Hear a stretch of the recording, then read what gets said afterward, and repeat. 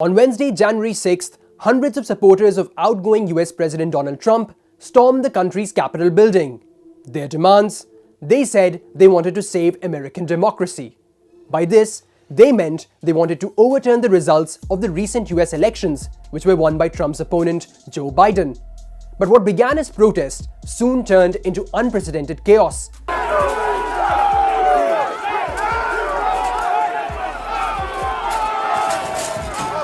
With 4 people losing their lives and 52 being arrested. All of this on a day when the US election results were to be certified by Congress. It all began with a Donald Trump rally, which took place in Washington, D.C. itself. And I hope Mike is going to do the right thing. I hope so. I hope so. Because if Mike Pence does the right thing, we win the election. Speaking at the Save America rally, President Donald Trump urged Vice President Mike Pence to overturn the election result. However, the president's once loyal VP decided not to intervene and released a statement instead.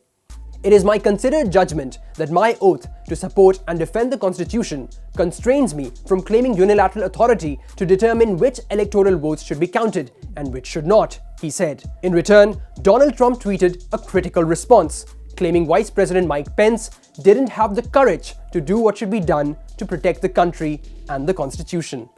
Soon, Twitter flagged the post for inciting violence, after which it was promptly deleted. Meanwhile, the president's supporters, many of them armed and in riot gear, began moving towards the Capitol building. Inside, a joint session to count the Electoral College votes and certify President-elect Joe Biden's victory was being conducted and was soon to be recessed. As hundreds of pro-Trump supporters broke past the outer barricading, the storming of the seat of America's government began. Buildings were evacuated, lawmakers were taken to shelter, and armed guards barricaded the area and pointed their guns at the door. Unprecedented images of the rioters from within the Capitol building began to emerge, showing them waving flags and even occupying seats of ranking officials. In the next 2 hours, law enforcement officials began to clear the area, deploying tear gas. The police say they have recovered incendiary devices like pipe bombs and Molotov cocktails, some placed within the headquarters of the Republican and Democratic National Committees, and others in the area around the Capitol building. The US has now formally validated the victory of President-elect Joe Biden. World leaders expressed their utter disappointment with the events that unfolded. Even Prime Minister Narendra Modi, who once described Donald Trump as his friend and India's friend, called for an orderly and peaceful transfer of power. Meanwhile, Donald Trump eventually asked for the rioters to go home and also added that he loved them. He added that these are things and events that happen when a sacred landslide election victory is so unceremoniously and viciously stripped away. A tweet which was later deleted by Twitter again.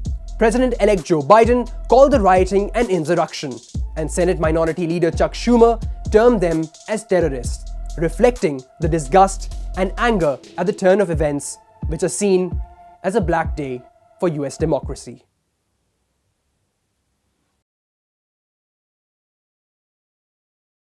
To receive instant updates on all videos from The Wire, click the subscribe button and hit the bell icon. Pay to support independent journalism. Click the link in the description and choose the amount you want to pay.